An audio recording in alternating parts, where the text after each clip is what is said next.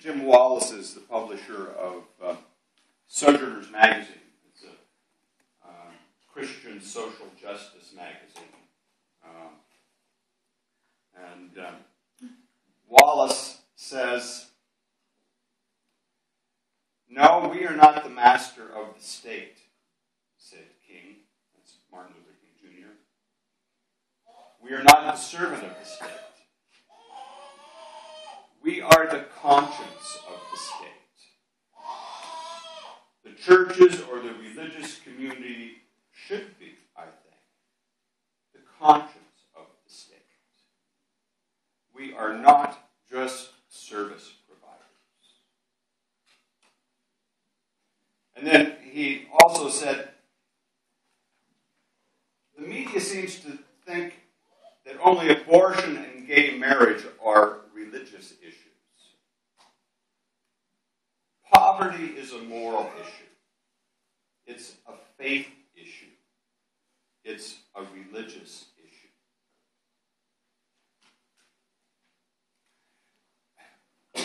Last week I talked about the religious landscape that we live within.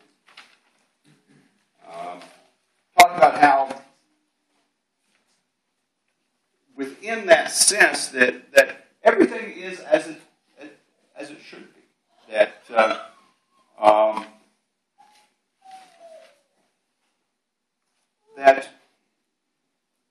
the religious divides that we experience, that those divides are reflective of the religious journeys that people are on. And talk about how each of us has to proceed through a progression of stages in our own evolution and growth. We do that cognitively, we do that physiologically, we do that spiritually. And so if someone differs from us when we meet them, then that provides an opportunity for communication. And what this means is that essentially the more that we progress in our spiritual journey, the more responsibility we have to communicate. And when we encounter somebody who's different from us, that doesn't mean that we are more progressed. It just means that there's difference and there's opportunity for learning and growth and exploration on both sides. Now, unless you're brain dead, and I don't see anybody here who looks brain dead, unless you're brain dead, you know that we're in the midst of our country's quadrennial frenzy. It's called presidential campaigns. And, I stand back and I, try to listen to it and I try and watch it. And if it weren't so impactful, it would kind of be funny. It would be almost amusing. We had debates going on a week or so ago. And after the debates, I happened to tune into a conservative talk show. And all of the talk on this conservative talk show was, "Liar, liar, pants on fire, we won.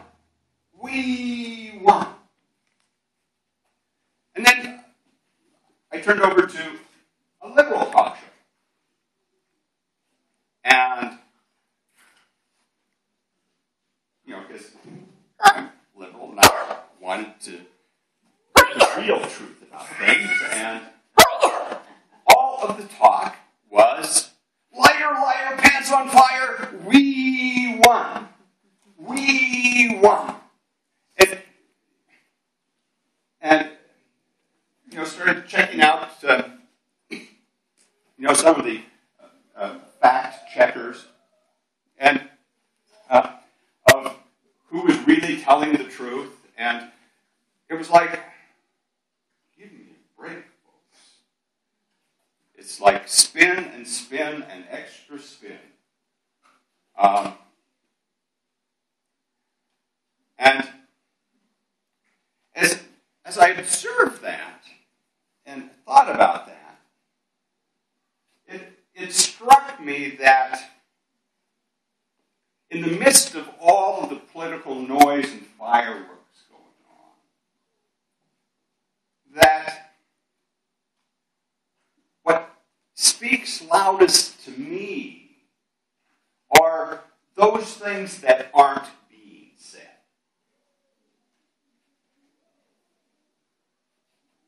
Things having really deep moral and ethical implications that I don't see either party willing or able to honestly address.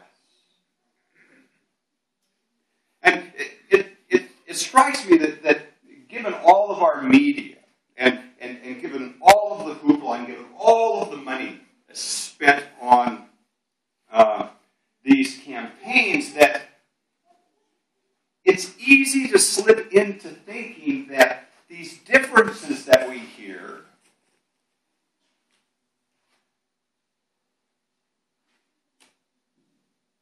somehow adequately describe or define the world. It's easy to come to the conclusion, well, these are the two ends of the spectrum. It's either this or this. And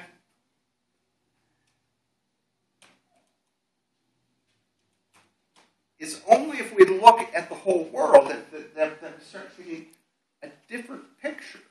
I mean, if we look at the political spectrum of the world, and this is your right. Okay, so the right is over here, let's say, and the left is over here, let's say. And let's say this is a big football field. And totally liberal here is totally conservative over here. If we look at the world, it strikes me that what we're having in this country is a conversation between like the 20 and 30 yard line on the conservative end of the spectrum. And that there are so many options and so many issues that aren't being talked about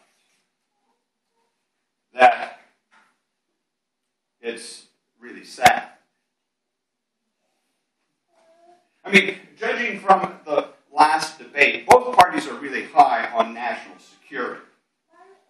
But in my book, they miss what I think is probably the biggest threat to human security in the planet. And that's catastrophic climate change. I don't call it climate warming because it's not just climate warming. It's catastrophic climate change, which threatens all of humankind, not just this country, but all of humankind. I mean, just a few years ago, it was estimated that there would be no summer ice in the Arctic by the year 2050. That estimate has been reduced, that I think it's now by the year 2020. That the deterioration of the climate is escalating. And the threat of rising oceans threatens hundreds of millions of people around the world, as well as threatening the whole structure of the food chain within the ocean. But do we hear anybody talking about it? No. Not a word.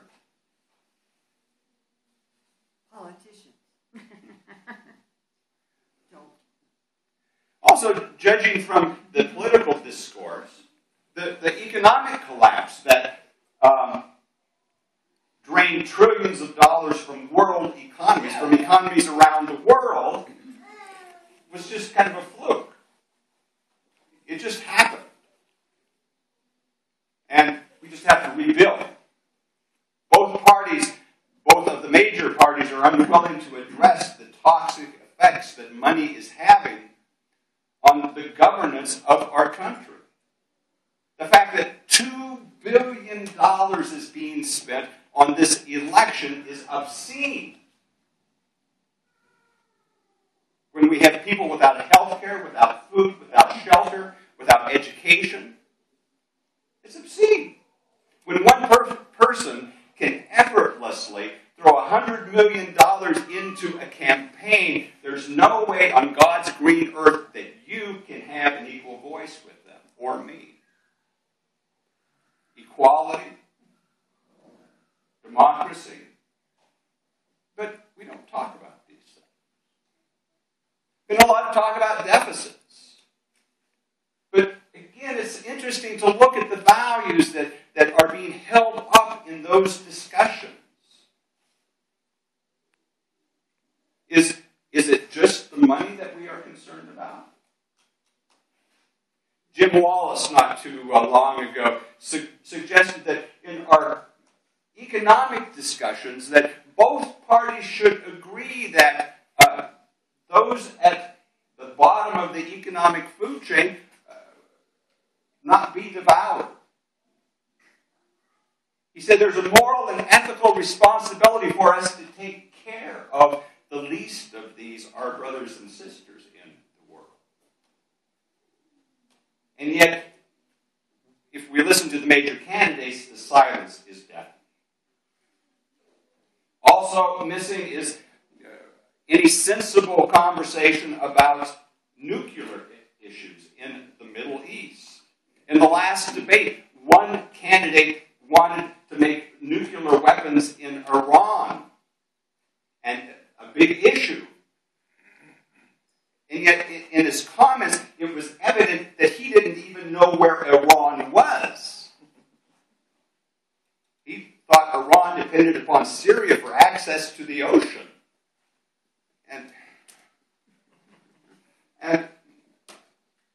And yet, in this discussion of stopping nuclear proliferation, if you listened to the two candidates, it was just obvious that Iran was the only bad guy around there, and we had, the world has got to whip Iran into shape.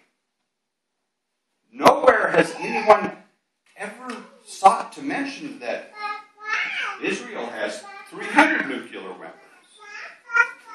Israel won't sign a non-proliferation pact, and Israel won't allow inspectors. But we don't talk about that. Also missing from the issue of Israel has been a total unwillingness to recognize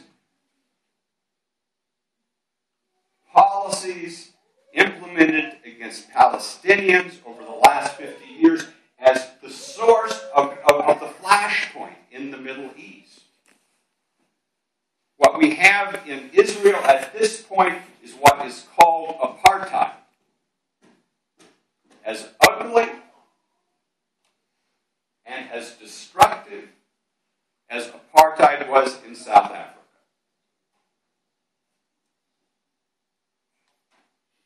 The rampant injustices in the West Bank and Gaza are an obscenity that have to be recognized for what they are. Yeah, there's a lot of issues on both sides. But Israel is the one with all of the power, all of the weapons, all of the money, all of the food, and I would suggest that it's important to call a spade here. Now, these are just a few of the issues that aren't talked about, that aren't mentioned.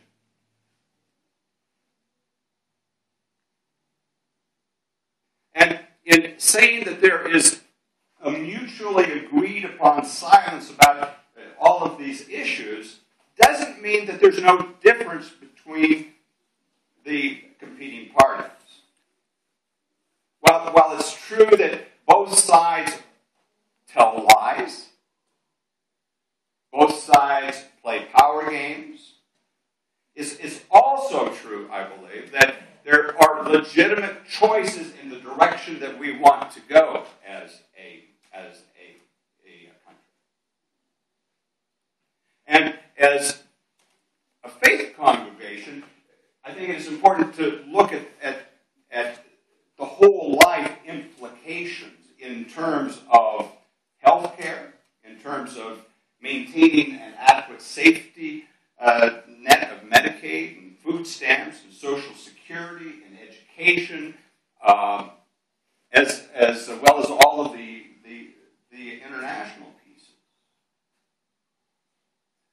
There's a direction. Do we want to go in the way of building more of what I would call a sense of the commons within our country? Or is it every rich man for himself? I may be biased there.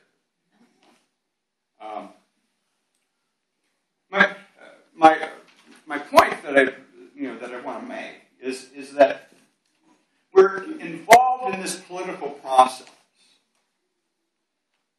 But as a spiritual community, it is important to also be involved and to bring our values into that discussion and into that process. It's important to speak and act and vote. It's important to be involved in the sense of actively creating the future that we want rather than waiting for the future to be created for us by someone else. You know, when Jesus rode into Jerusalem,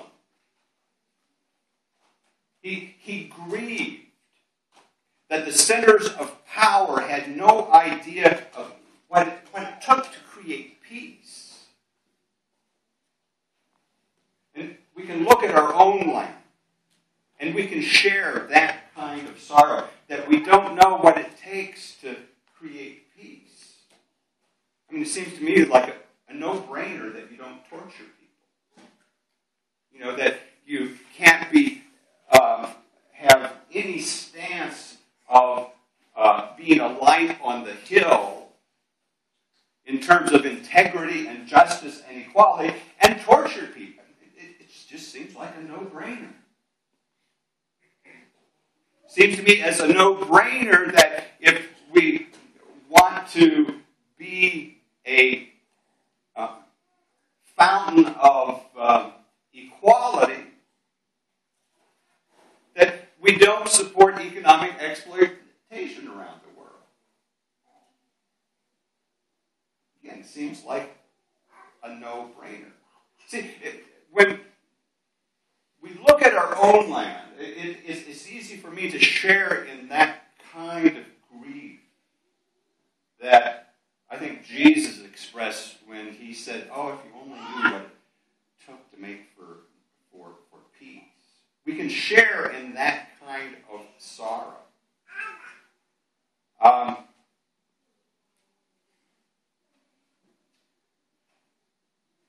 And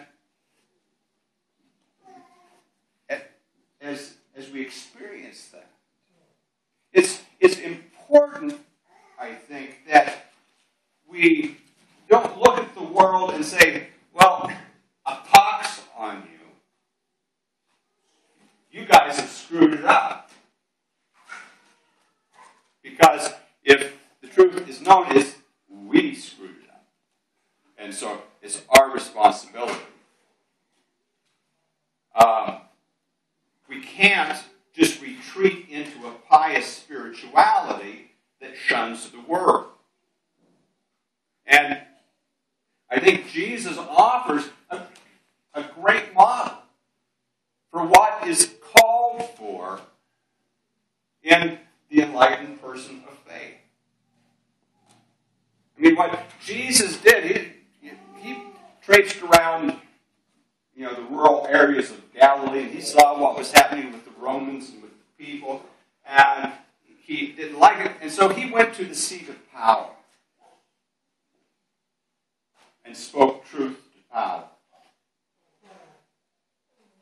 He went to the temple district of Jerusalem, and he spoke up. When he cleared the temple, he was making a political statement as well as a spiritual one. The place where the money changers were was a place where people were supposed to be able to pray. He said, no, this isn't right.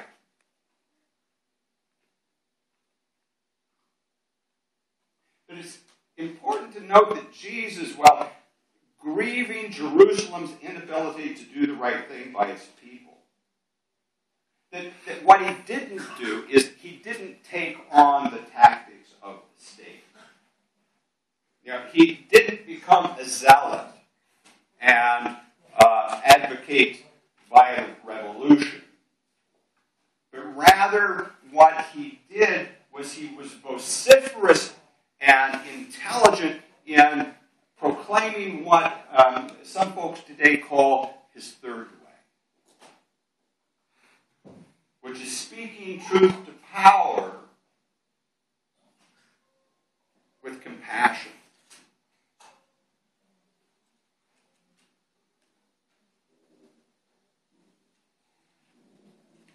Jesus called a spade a spade. And I think that's one of the things that we are called to do too. It's important to be involved in the issues of the day. And I look around and I know that a whole bunch of you really are, and I applaud that, and I appreciate that. But a part of that is to be aware of our own partisan leanings and to be willing to examine them. We need to be willing to call all parties at the table to accountability, including ourselves. It seems to me that there needs to be a willingness to step out with compassion, to be able to speak and work with passion that is grounded in compassion and that is willing to take risks for our prized values of equality and liberty and justice.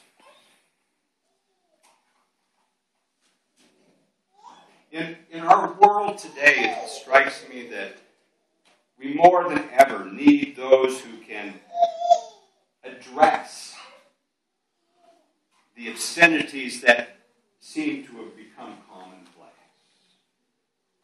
The obscenities of using torture as a tool of the state.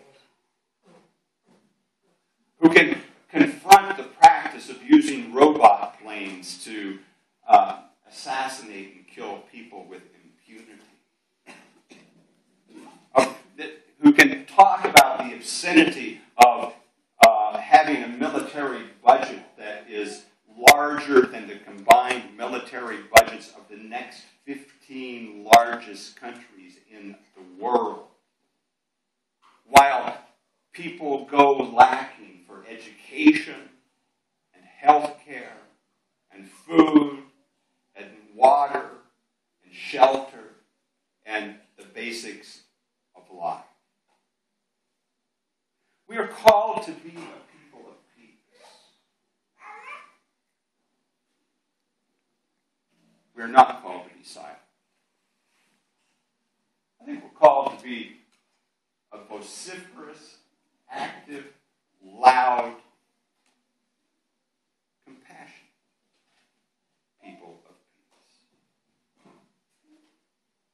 called to be people wise as serpents, harmless as doves. And so I encourage you.